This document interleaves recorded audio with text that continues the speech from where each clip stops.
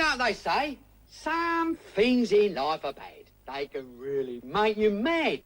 Other things just make you swear and curse. When you're chewing on life's gristle, don't grumble. Give a whistle. This'll help things turn out for the best. And always look on the bright side of life. Welcome to another episode of Useless Conversations. I'm here with Jason. Hello. And Daniel. Hello. Today we're going to talk about the comedy group Monty Python.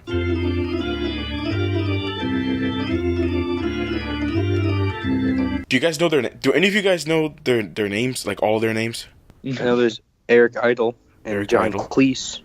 John Yep. Cleese, yeah. I knew that second guy. There's Graham Chapman, John Cleese, Terry Gilliam, Eric Idle, Terry Jones, and Michael Palin. Never mind. Palin. Not going to look it up. Okay, so Graham Chapman, he's the one that died, right? I believe so, yeah. All the other ones are alive. Graham Chapman, he played Arthur and Brian, right? Yeah, he did. Yeah. Should we kind of clarify what Monty Python actually is? All right, so basically Monty Python is what inspired Saturday Night Live. Is it really? So, yeah, it actually is. I didn't know that. It was like late 60s, early 70s. It was just a group that kind of did like just skits and brought it into just videos and stuff like that. So then seeing that in the UK, America decided to bring in Saturday Night Live. None of them were famous before this. They became famous because of Monty Python, and it started with the Flying Circus. I think that's what mainly inspired Saturday Night Live, because it was their weekly show with multiple skits, and their skits, they're so like random and just like completely like nonsense. Like in the first season of it, they had this reoccurring joke. It was this like general from like the military, and he would show up and say like, "This skit's too silly," and it would just end. It would end it like that. So it was the Spanish Inquisition joke that every time they pop up, they can't finish their lines because they don't know what it is. And like these weren't just skits; they would come back multiple episodes. It wouldn't end in a funny way with a punchline. It would end like that, and I think that's what made them very different. They were very nonsense. Yeah, very very much just like developing British humor, Yeah. like just kind of like awkward, like The Office, like the UK version. Like they just try to get awkward and it's funny. I think British humor is best characterized by sarcasm. For sure. Sarcasm, irony. Like American humor is more like the farts, and British humor is like the smart, witty kind of humor. Just like the ending of the Holy Grail. Doesn't the Holy Grail just like end out of nowhere and they play like that song like So over it just and over? ends with them all getting arrested. Oh They're yeah. charging through a field, about to go off to Camelot and stuff like that, and then, oh no, it might not be Camelot, but then they just get arrested because one of them just cut that narrator dude's head off, and then his wife called the police. Like the whole movie is medieval centered, and it's just them going to this quest to find the Holy Grail, and it just ends like that. Like that's their kind of humor. Goes to some like random moments. It's like they compiled a bunch of skits that generally fall together all into one movie. Yeah.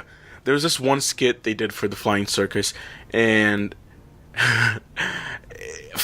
they go into this mattress shop, and it's a husband and his wife. They go up to the salesperson, and they go, "Hey, we would like to buy a mattress." And the dude just gets a box and puts it over his head. And like, okay. And then they look for someone else. Someone else comes around, and they go like, "Oh, wait. Did you say mattress to this guy?" And they're like, "Yeah." I'm like, no. Don't say mattress to him. They do this little dance, and the guy gets out of the box. They try to tell him, "Hey, we would like to buy this." And they point to the mattress, and the guy has no idea what they're talking about. And the whole skit is them saying mattress multiple times.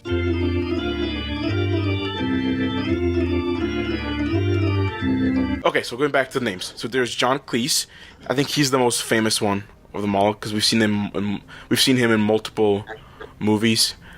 I think he's the funniest. I'd argue that Eric Idle is. I mean, Eric Idle also, similar to the whole Monty Python thing, he did a lot of crossovers with kind of the American version being National Lampoons, like the movies that gave you like vacation and stuff. Mm-hmm, mm-hmm. And there was one that was European Vacation, and Clark Griswold, played by Chevy Chase, just is driving all around all these different foreign European cities, and he always runs into Eric Idle and somehow injures him, crashes into him with a car, just all kinds of crap like that. It's like kind of like the Kinney from South Park. Yeah, exactly. And then we have Graham Chapman. I think he's also pretty funny. He plays Arthur and Brian. I don't know how to explain this. He's the most like normal looking of them all. Yeah, he doesn't. Doesn't he have a beard in Monty Python and the Holy Grail? Yeah. Yeah. And he's like the only smart one that knows that wood floats or something. Yeah. So yeah, ducks also float. Yeah. So Right. the whole formula is that there's always someone that sees the craziness of the situation. It's the straight man, you know? Yeah. And I think in Life of Brian, it's Brian. And then in the Holy Grail, it's Arthur. Because he sees how crazy things are while everyone else around him is like complete crazy. In the Life of Brian, when everyone is following him, thinking he's God, and he says, "No, don't follow me," and they go, "No, we won't follow you," and says, "You all should be different," and everyone says, "We're all different," and then one guy says, "I'm not," and the guy that says, "I'm not," is the different one. Like their jokes are. There's always two levels to it. It does seem very out of the ordinary in comparison to like American ways and American comedy. Because American comedy is a lot of slapstick stuff. Slapstick just stuff, yeah. Right in your face humor type things. Mm-hmm.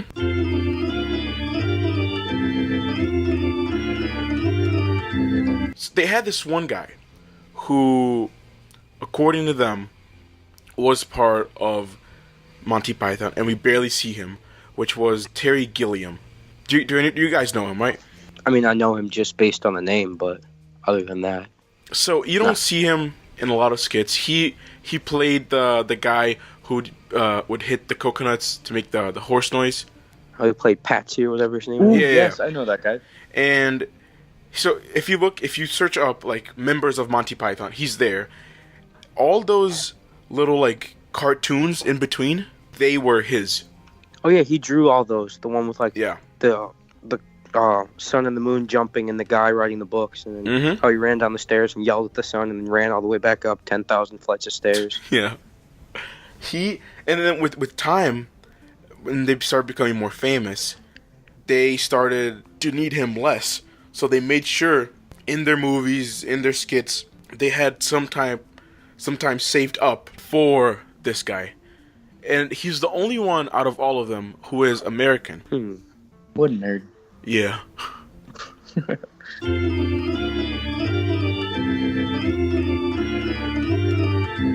So now let's talk about the movies. I think the best one, which was The Holy Grail. I think it's the most quotable one, with the Black Knight and the Knights Who Say Knee. So basically, it's just King Arthur played by Graham Chapman. Yeah.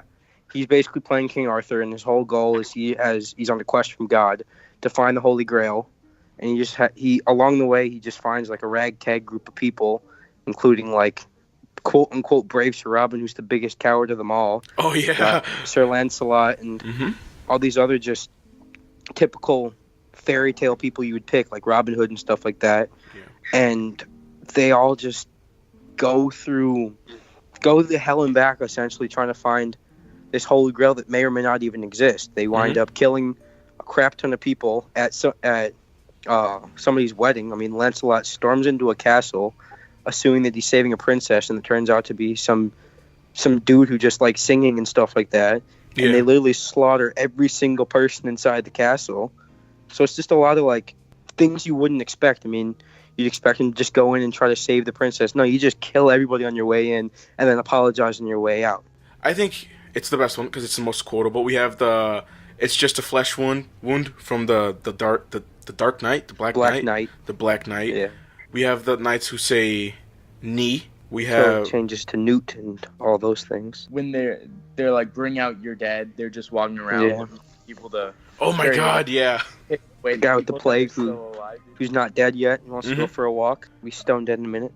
We have the peasant who knows about like government and like actually like over debates Arthur. You talking about Dennis? Was it Dennis? That's his name? Yeah.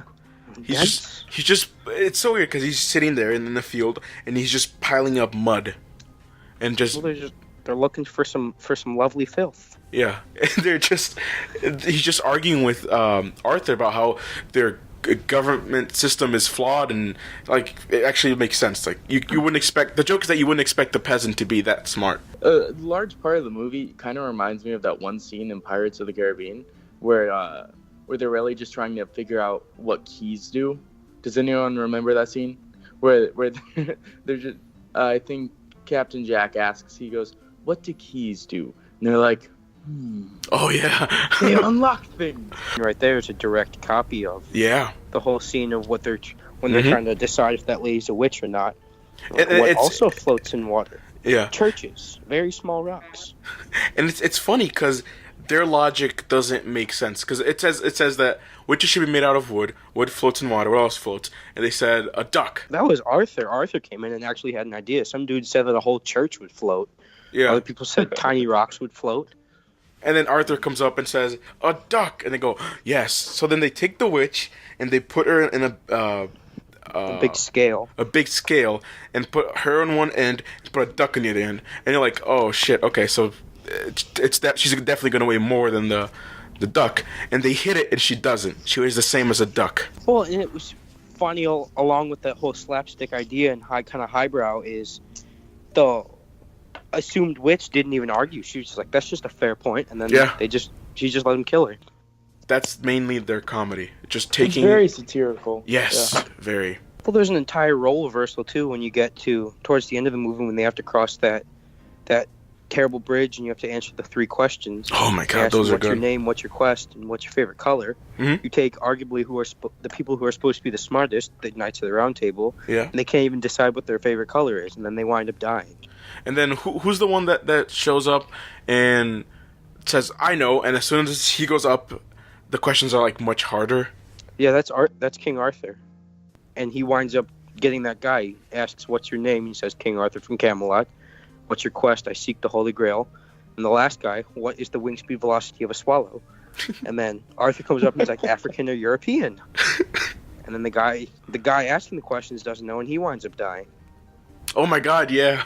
There's this one scene I keep thinking about, and I can't fully remember it. It's when there's some soldiers on the side of a castle wall, and then he talks about your mother smells of elderberries. Oh my god, the French. Yeah. The French. But what's their conversation about a swallow? They bring it up. They're asking about how they got coconuts, and they're like, oh, we found them in the woods. And he's like, there's no way there's coconuts in the middle of Europe. He's like, a swallow could have brought them. And then they go into this big conversation about wing speed velocities of swallows, and if you tied 2 swallows together and they carried the coconut, maybe they could make it. Yeah. they throw stuff at them. They throw like a cow at them. They throw like they chuck a cow over. Yeah, stuff like that.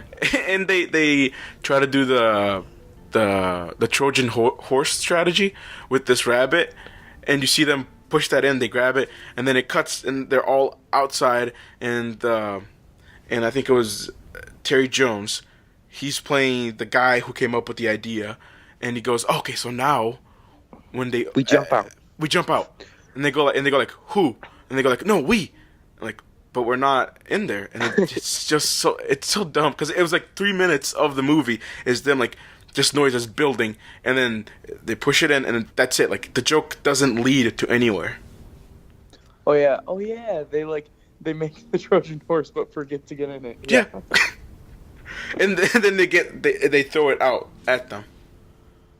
What about the holy French hand grenade? Oh my god, yeah. You're gonna throw the holy hand grenade at the evil were-rabbit, or the evil rabbit that rips your throats out. Mm-hmm. A very memorable portion of the movie. Quite.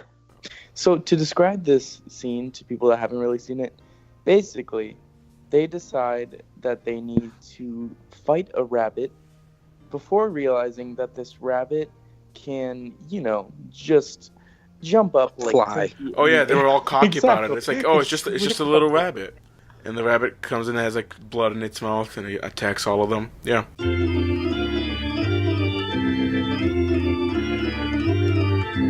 Life of Brian. You're the only one who's seen that, my dude. No one here has seen it. No. No.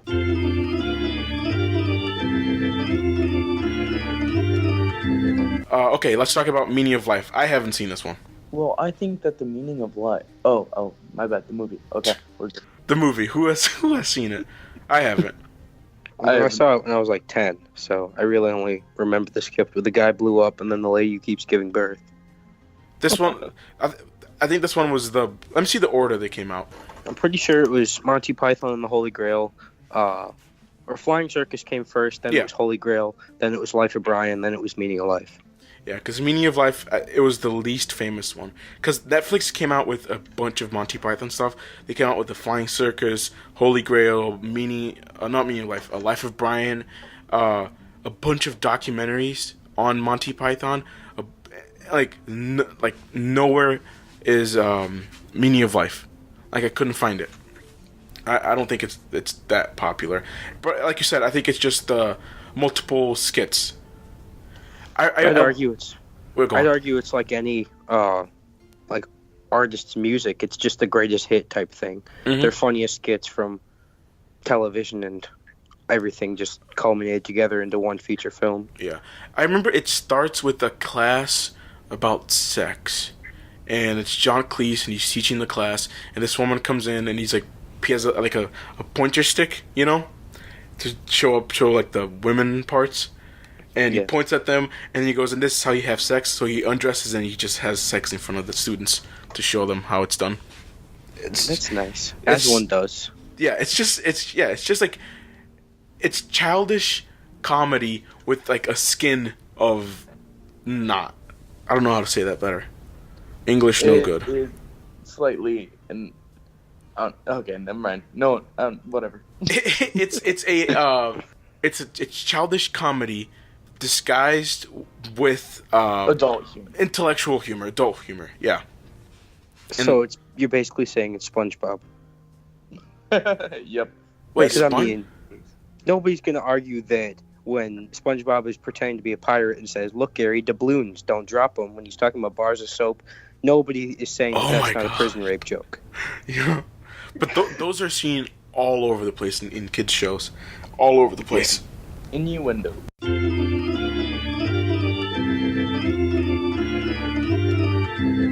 So Graham Chapman died in the 2000s, 2010s, and they did this show without him, which is called One Down, Five to Go. Like, the whole show is surrounding the joke that one of them died. So they're doing the press conference for it, this big stage, right? And they all show up, they sit down, and the last guy shows up and puts like his ashes in the middle of this coffee table and sticks his face to it. And then they're talking, and the guy asks, "Oh, do you guys miss him?" And they go like, "No, not really. No." They all say no. And then one of them says, "Should have died a long time ago." And then they're talking, and then throughout the thing, they just one of them crosses their legs and kicks the ashes all over the place, and they just go, "Oh well," and like and then if you watch the comedy special they did, it's based around like this guy dying. Like they say like the guy asks, "Oh, how'd you guys have the idea to do this comedy special?" And John Cleese says, "Oh, we wanted to make money off of our friend's death." And like they're saying it in a harsh way, but like that's how the world works. I think that's the most amazing way to respect him, though. No, I feel like that's exactly what he would have wanted, just like jokes made off of it. Because they hadn't been working together in a while, so his death brought them back, and they went around the world with this comedy special. So it was a good thing. It's like the song at the end of Life of Brian, "Always look on the bright side of life." Their friend died, so they do a comedy special based on him, based on his death, and they're at no moment they're sad about it. They're just like, "Oh, should have gone a long time, had a great life," that stuff. Like, they're not sad about it. They're looking at the good side of his life, not that he died. So I think that was a good message to have.